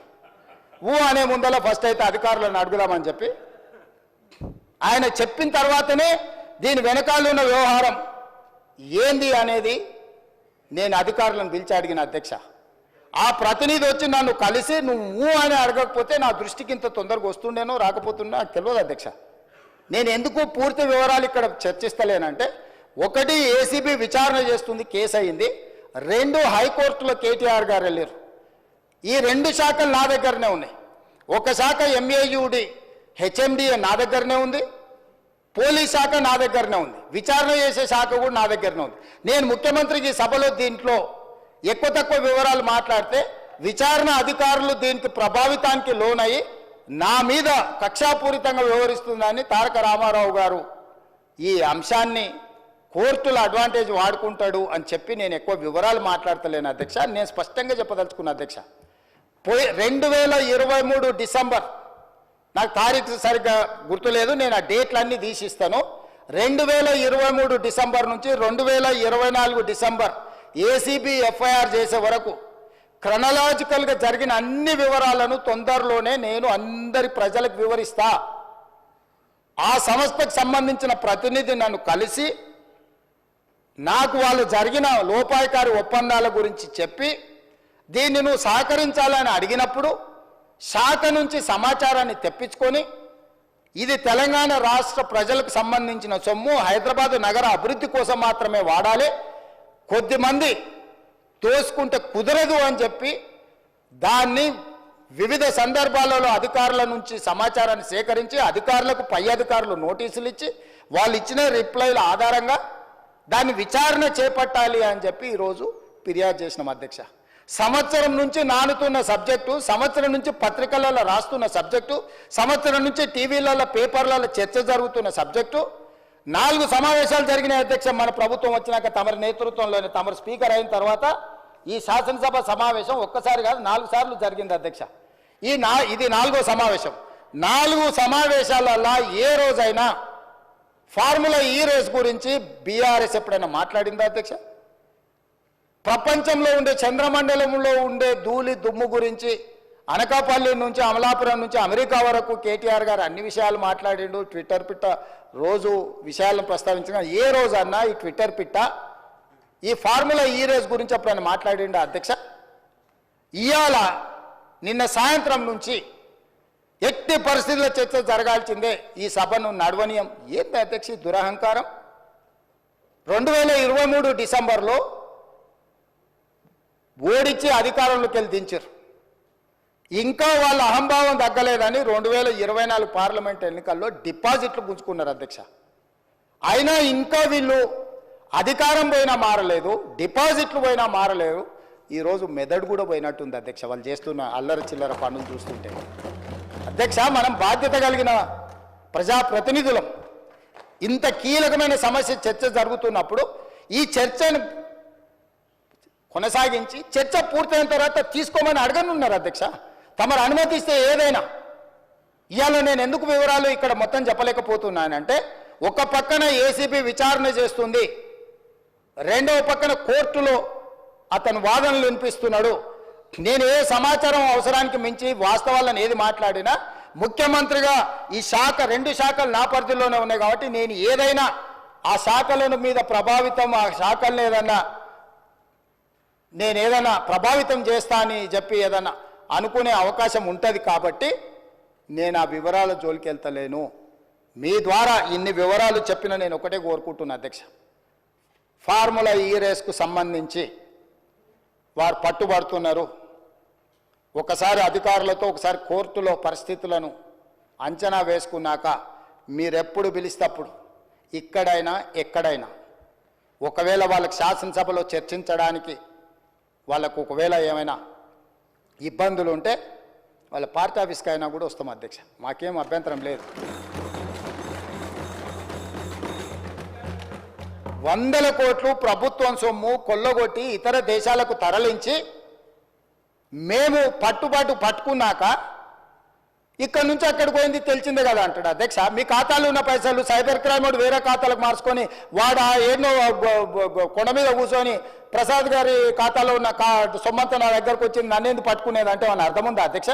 HMDA ఖాతాలో ఉండాల్సిన కోట్ల రూపాయలు లండన్లో ఏదో కంపెనీకి మార్చి ఆ లండన్ కంపెనీ వెనకాల నీకేం లాలుచుందో చెప్పకుండా ముందు ట్రైపార్టీ అగ్రిమెంట్ ఉన్నదాన్ని బైపార్టీ అగ్రిమెంట్ చేసి బైపార్టీ అగ్రిమెంట్ల ఎన్నికల నిబంధనలను ఉల్లంఘించి రాష్ట్ర ప్రభుత్వ విధి విధానాలను ఉల్లంఘించి అన్ని రకాలుగా కోట్ల రూపాయలు అధ్యక్ష 55 కోట్లు అంటుండు అధ్యక్ష వీళ్ళు చేసుకున్నది 600 కోట్లు ఎన్నికే 55 కోట్లు ఇవ్వగానే నేను పట్టుకున్నా అధ్యక్ష 55 కోట్లు ఇవ్వగానే నేను పట్టుకున్నా కాబట్టి 500 కోట్లు మిగిలిపోయినాయి అధ్యక్ష లేకపోతే నేను జర్ర ఆయన వచ్చింది కదా చెప్పిన కదా అధ్యక్ష జర్ర అని అయిపోతుందని నేను జర్ర అంటే 600 పోతుండే అధ్యక్ష 55 కోట్లు చిన్న అమౌంట్ అధ్యక్ష ప్రజలది ఇవాళ హాస్పిటల్లో 50,000 లక్ష రూపాయలు హాస్పిటల్ ఖర్చులకు లేకుండా ప్రాణాలు పోతున్నాయి అధ్యక్ష ప్రభుత్వ సొమ్ముకు జవాబుదారీతనంగా ఉండాల్సిన ప్రజాప్రతినిధులు 55 కోట్లు పోతే ఏమైంది ఇవాళ ఈ రేసులు అంటాడు ఫార్ములా రేసులు అంటాడు ఎల్లుండి రేసు గుర్రాలతో కూడా ప్రతిష్ట వస్తుందంట ఆ తర్వాత జువ్వా కూడా ఇది అంటాడు ఆ తర్వాత గుట్కా కూడా అంటాడు ఆ తర్వాత డ్రగ్స్ కూడా అంటాడు ఇవన్నీ కూడా ఏదో రకంగా పాపులారిటీ తెచ్చేటివే కదా అధ్యక్ష ఫామ్ హౌస్లో డ్రగ్స్ దొరుకుతాయా మేము పడకపోతే దావత్ చేసుకోవద్దా అంటాడు ఏంది అధ్యక్ష ఈ దబాయింపు ఏంది పండుగ పూట దీపావళి పండుగ పూట మనం చేసుకుంటే చిచ్చుబుట్లు కాల్చుకుంటాం అధ్యక్ష సారాబుట్లు పెట్టుకుంటాం అధ్యక్ష డైరెక్ట్ డ్రగ్స్ కొకేన్ కన్జ్యూమ్ చేసిన వ్యక్తి ఆ ఇంట్లో పట్టుబడితే బయటకు వచ్చి దబాయిస్తాడు అవును మా బామార్ది గృహప్రవేశం చేసుకుంటే కనీసం కొకేన్ అన్న తీసుకోమా మేము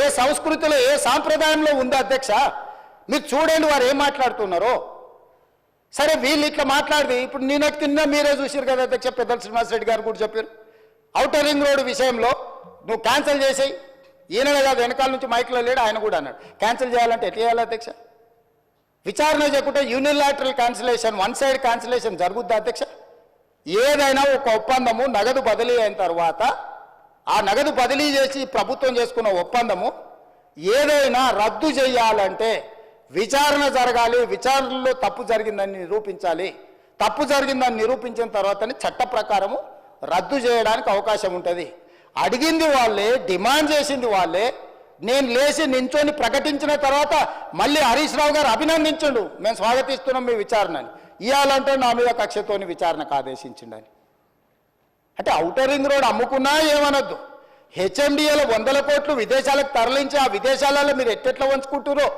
ఎవరెవరు ఈ నుంచి నువ్వు ఎఫ్ఈఓ ఖాతాలకు పోయిందే చూపిస్తున్నావు ఎఫ్ఈఓ ఖాతాల నుంచి లండన్లో ఎవరి ఖాతాలకు పోయినావు మళ్ళీ అవతల ఎవరు తేల్చాలి అధ్యక్ష విచారణ చేయకుండా తేలుతుందా అధ్యక్ష ప్లస్ నోట్లు పంపలే అధ్యక్ష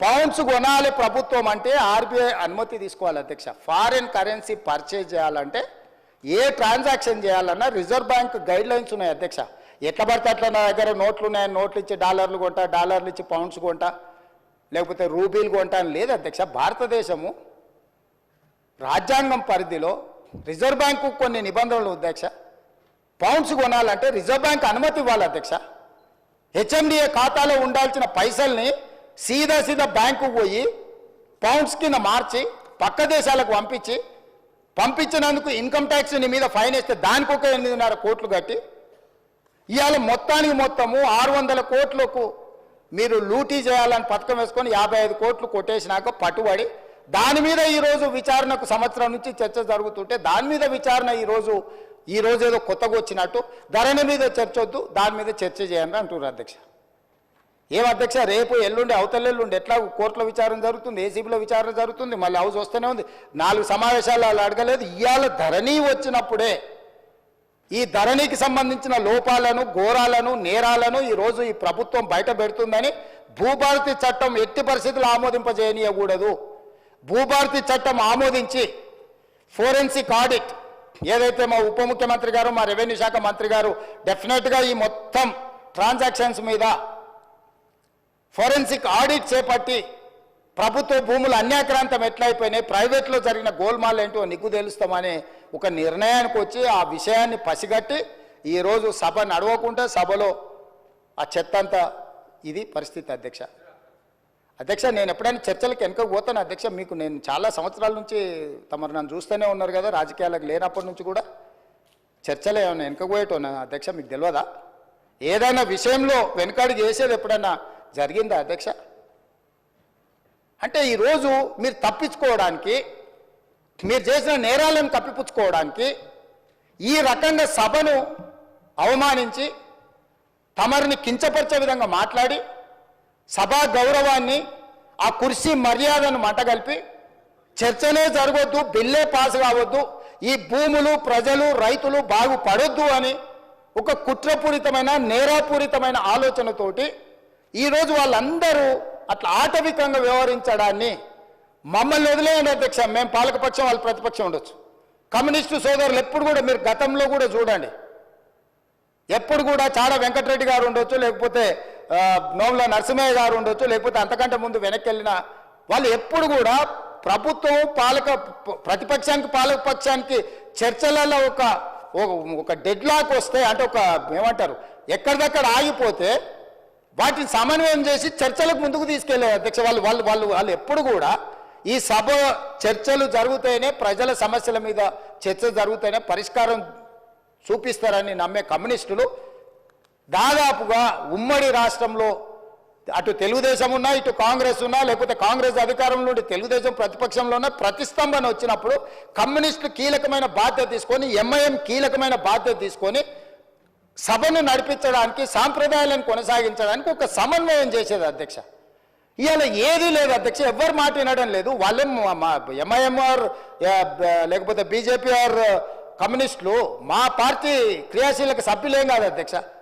వాళ్ళందరూ చర్చ జరగని చర్చ ఇది అత్యంత కీలకమైంది. మేము కొన్ని అంశాలు ప్రభుత్వం దృష్టికి తీసుకుదలుచుకున్నాం. తెచ్చుతున్న చట్టంలో కూడా ఏదైనా లోపాలు లేకపోతే వాటిలో ఏమైనా సూచనలు చేయాలని వాళ్ళు అడుగుతుంటే మేము ఎవరిని మాట్లాడనీయము, మా ఇష్ట రాజ్యాంగం మేము వ్యవహరిస్తాము. ఇది తెలంగాణకు గౌరవము తెచ్చిపెట్టదు అధ్యక్ష. ఈ సభలో అట్లా వ్యవహరించే వాళ్ళ పట్ల తమరు నిశితంగా ఆలోచన చేసి ఒక మంచి నిర్ణయం తీసుకోవాల్సిన సమయం వచ్చేసింది అధ్యక్ష. 1 సంవత్సరం పూర్తి అయిపోయింది. ఇంకా మనం చిల్లర మల్లర వేషాలు వేసుకుంటా 10 సంవత్సరాలలో 100 సంవత్సరాలకు కావాల్సినంత దోసుకొని విధ్వంసం చేసి చర్చనే జరగొద్దు, చట్టమే మారొద్దు, చట్టం మా ఇష్ట ప్రకారమే నడవాలి, మీ ఇష్ట ప్రకారం వద్దు అని 23 డిసెంబర్లో అధికారం కోల్పోయారు, 24 మే జూన్లో డిపాజిట్లు కోల్పోయారు, 24 డిసెంబర్లో మీరు మెదడు కూడా కోల్పోయినట్టుగా అనిపిస్తుంది అధ్యక్ష నాకు. కాబట్టి ఇట్లాంటి వ్యవహారాలను తమరు కొంచెం గట్టిగా అప్పుడప్పుడు మీరు కూడా కొంచెం కొరడా జల్పించాల్సిన పరిస్థితులు వచ్చినట్టు నాకు అనిపిస్తుంది అధ్యక్ష.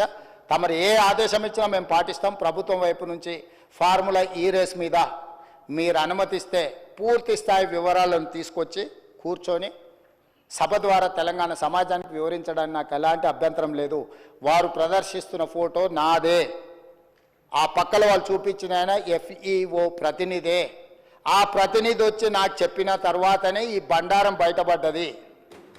ఈ దోపిడీకి వేసిన దారి ట్రైపార్టీ అగ్రిమెంట్ నుంచి బైపార్టీ కావడం, బైపార్టీ అయిన అగ్రిమెంట్ ఎలక్షన్ కోడ్ వచ్చినా కూడా ఎవరికి చెప్పపెట్టకుండా ఒప్పందాలు లేకుండానే కోట్ల రూపాయలు దేశాన్ని దాటి తరలించడం, ఆ తర్వాత ఒప్పందాలు చేసుకోవడం, ఆ తర్వాత మిగతా సొమ్మును కూడా లాగడానికి వాళ్ళు ప్రయత్నం చేయడం, ఇవన్నీ వేగంగా ఒకదాని వెనకాల ఒకటి జరిగినాయి అధ్యక్ష. ఎవరికి ఎలాంటి అనుమానం లేదు.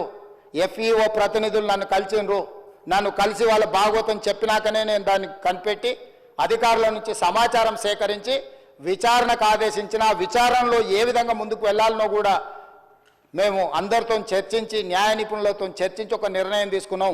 ఆ నిర్ణయం మేరకే గవర్నర్ గారికి లేఖ రాసినాం. గవర్నర్ గారు కూడా న్యాయ నిపుణులను సంప్రదించిన తర్వాతే విచారణకు అనుమతి ఇచ్చిండ్రు. ఈ ప్రాసెస్ మొత్తము ఇన్ని సంస్థలు ఇన్ని వ్యవస్థలు ప్రాసెస్ చేసిన దాన్ని ఇప్పటికిప్పుడు అన్ని బిజినెస్లను సభలో సస్పెండ్ చేసి చర్చకు తీసుకోవాలని వాళ్ళు మొండి పట్టు పట్టడం, మంకు పట్టు పట్టడం నేను అర్థం చేసుకుంటా హరీష్ రావు గారిని. ఎందుకంటే హరీష్ రావు గారు ఇక్కడ అల్లరి చేసి చొక్కాలు తెచ్చుకోకపోతే ఇంటికి పోతే కొరడా దెబ్బలు ఉంటాయి అధ్యక్ష, కోదండ ఉంటుంది అధ్యక్ష. నాకు తెలుసు ఏం చేస్తున్నావు నువ్వు అని ఆయన అడుగుతాడు. ఆయన ఇట్లాంటివి జరిగినప్పుడు కొడుకు విషయంలో ఏది చేసినా కూడా కాపాడాలన్న ఆలోచనతో హరీష్ రావు గారిని కొరడాతో కొడతాడు అధ్యక్ష. కొన్నిసార్లు ప్రజల కోసం కొన్ని కొరడా దెబ్బలు తినాల్సి వస్తుంది. నువ్వు మరీ శీలాన్ని నిరూపించుకోవడానికి, లేకపోతే నేను బాగా వీరోచితంగా కొట్లాడినని, లేకపోతే నిన్న నువ్వు అడిగితేనే ఔటర్ రింగ్ రోడ్లో మేము వేసిన విచారణకు కావాలని నువ్వు తారక రామారావు గారిని ఇరికిచ్చినావు అని మీ కుటుంబంలో పంచాయతీ ఉండొచ్చు అధ్యక్ష. సహజంగా కుటుంబం అనే తర్వాత చిన్న చిన్న సమస్యలు ఉంటాయి అధ్యక్ష, మీకు తెలియదా? ఇప్పుడు నువ్వు ఉద్దేశం ఏముందో నాకు తెలియదు. డిమాండ్ చేసింది హరీష్ రావు గారే, వారు డిమాండ్ చేసిండు కాబట్టి అనుమతి ఇచ్చారు. ఈరోజు మహేశ్వర్ రెడ్డి గారు డిమాండ్ చేసిండ్రు, శ్రీనివాసరెడ్డి గారు దాన్ని అనుమతి ఇచ్చిండు. సీనియర్ సభ్యులు అడిగినప్పుడు వాళ్ళు అడిగిన దాంట్లో సహేతుకత ఉండి కొంత బలం ఉంటే వాళ్ళ వాదనలో కానీ విషయంలో కానీ ప్రభుత్వానికి ఏముంది అధ్యక్ష? నిన్న హరీష్ రావు గారు అడిగిన ఔటర్ రింగ్ రోడ్డు విచారణైనా, నేడు బీజేపీ పక్ష నాయకుడు ఏలేటి మహేశ్వర్ రెడ్డి గారు చేసిన డిమాండ్ అయినా సహేతుకమైందని ప్రభుత్వం భావించింది కాబట్టి విచారణలకు ఆదేశించింది. కాబట్టి దయచేసి ఈ సభ, నాకు రాష్ట్రపతి గారి కార్యక్రమం ఉన్నది, అక్కడ రాష్ట్రపతి గారి ప్రోగ్రాంకి వెళ్ళేది ఉన్నది అధ్యక్ష. ఈ సభను, ఈ బిల్లు ఒక అద్భుతం. ఇందులో ఏమైనా చిన్న చిన్న సూచనలు ఉన్నాయి, ఎగ్జిక్యూటివ్ ఆర్డర్స్లో ఏమైనా కావాలంటే కూడా మనం కరెక్షన్ చేసుకుందాం. ప్రభుత్వం ఓపెన్ మైండ్తో ఉన్న, ప్రభుత్వానికి ఎలాంటి హిడెన్ ఎజెండా లేదు. ఒక మంచి చట్టం తెస్తే మాకే పేరు వస్తుంది. ఎందుకంటే ఈ భూమితో ముడిపడి ఉన్న ప్రాంతం తెలంగాణ. ఈ భూమే సర్వం, ఈ భూమే తెలంగాణ సార్వభౌమాధికారాన్ని తెచ్చిపెట్టింది. ఈ భూమి కోసం అసూలు బాసిన వాళ్ళు ఉన్నారు, వాళ్ళందరూ కూడా న్యాయం చేయాలనే సాదా బైనామాలు కావచ్చు, రెవెన్యూ రికార్డు కావచ్చు, లేకపోతే పోడు భూముల పట్టాలు కావచ్చు, లేకపోతే అసైన్మెంట్ పట్టాలు కావచ్చు, ఏదైనా భూమి రిలేటెడ్ ఇష్యూ. భూమి అంటే భూభారతి అని అంటే అది ఇందిరమ్మ కాంగ్రెస్ పార్టీ. ఎందుకంటే అసైన్మెంట్ భూములు ఇచ్చింది కానీ, పోడు భూముల పట్టాలు ఇచ్చింది కానీ, పేదలకు ఇండ్ల పట్టాలు ఇచ్చింది కానీ, ప్రతి వాడికి భూ పంపకాలు చేయడం ద్వారానే కాంగ్రెస్ పార్టీ ప్రజలలో ఈ రోజుకు 140 సంవత్సరాల నుంచి ఉన్న పార్టీ ఇంకా ప్రజలల్లో ప్రేమ అభిమానం ఉంది. ఇందిరమ్మ పేరు తలుచుకుంటున్నారు అని అంటే ఈ భూమి యొక్క హక్కులను పేదవాళ్ళ కోసం కాపాడడం వల్లనే. అట్లాంటి హక్కులను కాపాడడానికి భూభారతి 2024 చట్టాన్ని మా రెవెన్యూ శాఖ మంత్రి పొంగులేటి శ్రీనివాసరెడ్డి గారు ఏదైతే సభలో ప్రవేశపెట్టారో సభ్యులందరూ వీలైనంత మేరకు చర్చించారు. కొన్ని రిటర్న్లు కూడా ఎవరికన్నా ఇచ్చినా కూడా వాటిని కూడా మనం పరిగణలోకి తీసుకుందాం. అన్ని రకాలుగా ఒక మంచి చట్టం చేసుకుందాము. ఈ మంచి చట్టంలో అందరినీ ఇప్పటి కూడా నేను విజ్ఞప్తి చేస్తున్నా, ఇవాళ సాయంత్రం వరకు బీఆర్ఎస్ఓ లేదన్నా రిటర్న్ డాక్యుమెంట్ సబ్మిట్ చేసినా కూడా తమరు అనుమతి ఇవ్వండి. ఒకవేళ అసెంబ్లీ సెక్రటరీ గారికి వాళ్ళు ఏదైనా పంపించిన అందులో ఏదైనా విలువైన సూచన ఉంటే అధికారులకు కానీ నేను మంత్రి గారికి కానీ అడుగుతున్నా. ఈ ఒకవేళ ఏదైనా ఉన్నా కూడా ఎగ్జిక్యూటివ్ ఆర్డర్లో ఒకవేళ చట్టంలో మనం అమెండ్మెంట్ చేసుకోవడానికి ప్రొవిజన్ లేకపోయి ఉండొచ్చు, ఏదైనా ఉంటే అంటే వాళ్ళు ఇంత అల్లరి చేసినా ఏది చేసినా వాళ్ళు ఏదైనా విలువైన సూచన చేస్తా అంటే మాత్రం మాకు ఎలాంటి అభ్యంతరం లేదు అధ్యక్ష. ఈ చట్టాన్ని మీ అందరూ పెద్ద ఎత్తున మద్దతు పలికి ఆమోదించాల్సిందిగా నేను కోరుకుంటున్నా అధ్యక్ష. ధన్యవాదాలు. మంత్రి గారు. చాలా సంతోషం. గౌరవ ముఖ్యమంత్రి గారు ఈ తెలంగాణ భూభారతి ROR 2024 చట్టాన్ని గురించి ఈ రాష్ట్ర ప్రభుత్వంలో గడిచిన సంవత్సరం నుంచి ఈ రాష్ట్రంలో జరుగుతున్న పరిస్థితుల గురించి యావత్ తెలంగాణ 4 కోట్ల ప్రజలను ఉద్దేశించి దేవాలయం లాంటి ఈ పవిత్రమైన అసెంబ్లీలో దేవుళ్ళ లాంటి మీ సమక్షంలో చాలా స్పష్టంగా వివరించడం జరిగింది. అధ్యక్ష, ఏదైనా ఒక చట్టం చేసినా, ఒక జీవో ఇచ్చినా, ఒక మెమో ఇచ్చినా అది మన స్వార్థం కోసం ఉండొద్దు అధ్యక్ష. ఏ చట్టమైతే ఆనాడు 2020 కానివ్వండి, ధరణి కానివ్వండి తెస్తే గ్రామీణ ప్రాంతంలో ఉండే కోట్లాది మంది రైతులు, చిన్న చిన్న కమతాలున్న భూస్వాములు ఎలా ఇబ్బంది పడ్డారో ఆనాడు మనం ప్రత్యక్షంగా చూసాం. దాంట్లో ఈ సభలోనే ఉన్నవాళ్ళు కాదు, ఆ సభలో ఉన్నవాళ్ళు కాదు, ప్రతిపక్ష నాయకులు కాదు, ముఖ్యమంత్రిగా రేవంత్ రెడ్డి గారు కాదు, మా శాసనసభ పక్ష మంత్రిగా శ్రీధర్ బాబు గారు కాదు, చివరికి రెవెన్యూ మంత్రిగా నేను కాదు, తమరు కాదు, అందరం ఈ ధరణితో 2020 చట్టంతో పడ్డ బాధలని విముక్తి కోసం ఒక అద్భుతమైన ప్రజలు హర్షించే ప్రజల సూచనలకు అనుగుణంగా కొద్దిగా లేట్ అయినప్పటికీ అన్న మాట ప్రకారం ఆనాడు ఎన్నికల ముందు ఎన్నికల మేనిఫెస్టోలో ఆనాటి మేనిఫెస్టో చైర్మన్గా శ్రీధర్ బాబు గారు ఒక అంశాన్ని చేర్చారు. అది భూమాతగా ఇందిరమ్మ రాజ్యం వచ్చిన తర్వాత దీన్ని మారుస్తామని చెప్పారు. ఆ భూమాతే ఈ భూభారతి. ఈ భూభారతి పేరుని యావత్ తెలంగాణ రాష్ట్రంలో ఉండే కోట్లాది మంది ఈనాడు హర్షిస్తున్నారు అధ్యక్ష. మొన్నటి నుంచి నేను చూస్తున్నాను, సుమారు నాకు వేలాదిగా ఫోన్లు వచ్చాయి అధ్యక్ష.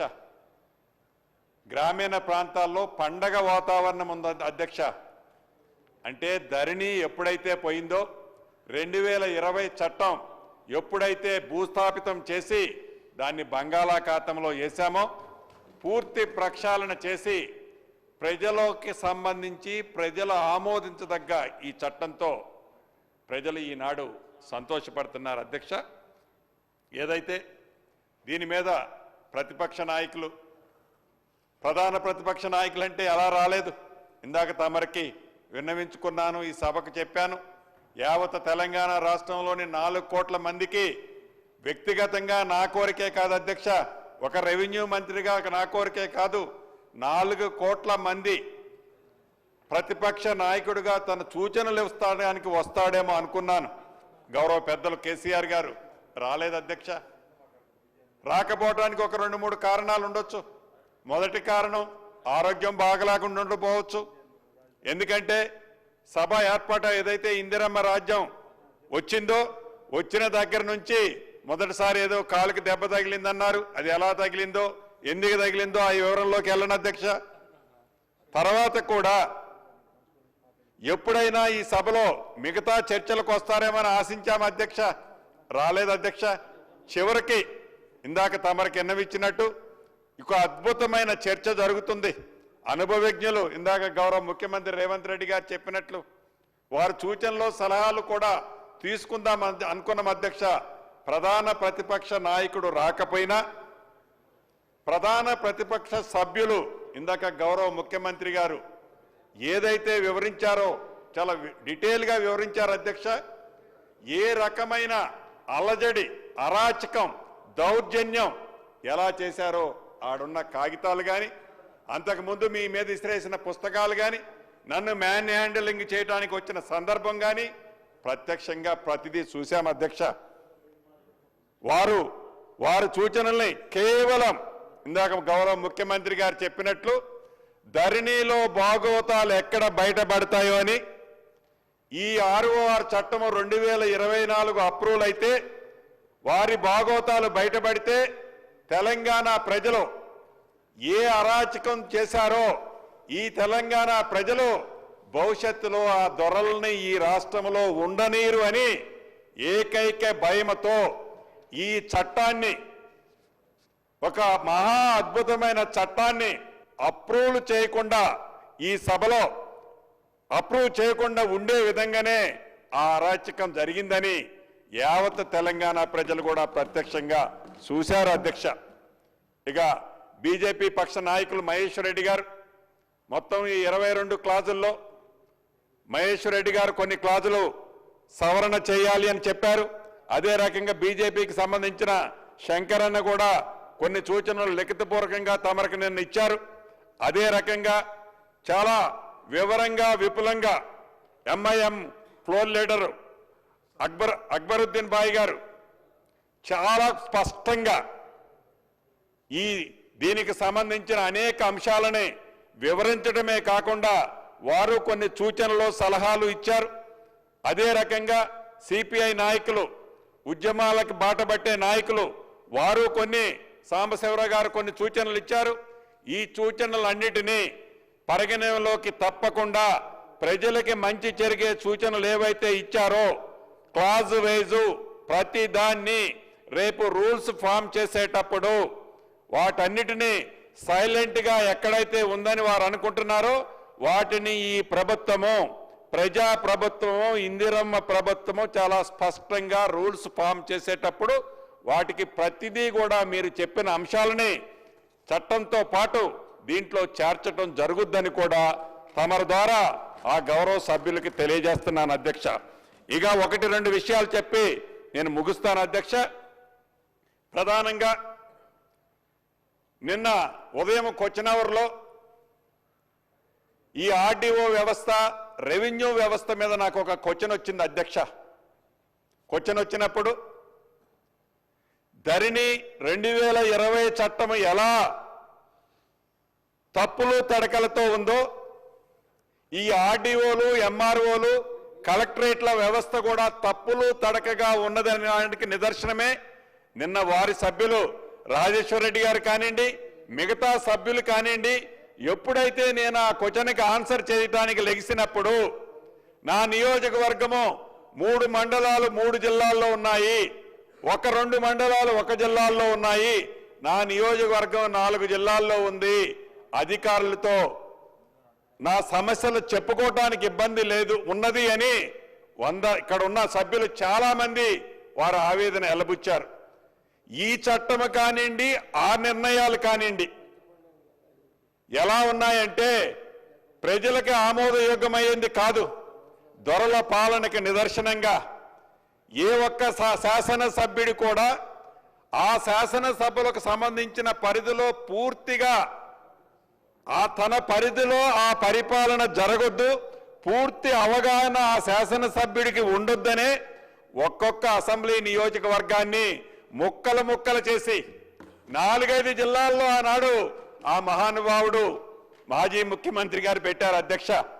అంటే దానికి నిదర్శనమే ఈ చట్టం కానీ ఆనాడు ఎంఆర్ఓలు, ఆర్డీఓలు, కలెక్టరేట్లు కానీ. ఇక రెండో విషయానికి వస్తే అధ్యక్ష,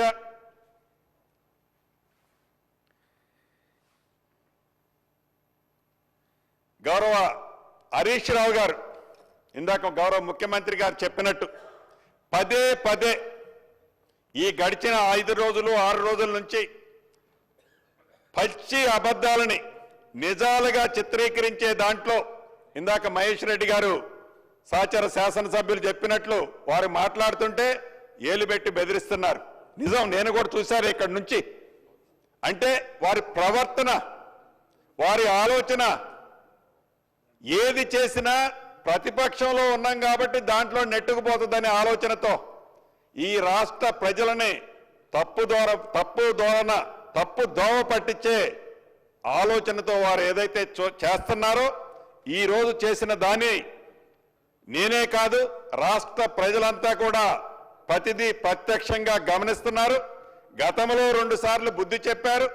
మళ్ళీ అటువంటి పరిస్థితి కాకుండా ఒక ప్రధాన ప్రతిపక్షంగా మీరు ఏ సూచనలు ఇచ్చినా మంచివైతే ప్రజలకు ఉపయోగపడేవైతే ఈ ప్రభుత్వం సేకరిస్తుందని మనస్ఫూర్తిగా అందరికీ తెలియజేసుకుంటూ ఇంత మంచి అద్భుతమైన అవకాశాన్ని ఇస్తూ ఇంకా కొన్ని నిమిషాల్లో ఈ చట్టాన్ని ఆమోదించబోతున్నందుకు నిజంగా నాకు చాలా ఆనంద బాష్పాలు వస్తున్నాయి అధ్యక్ష.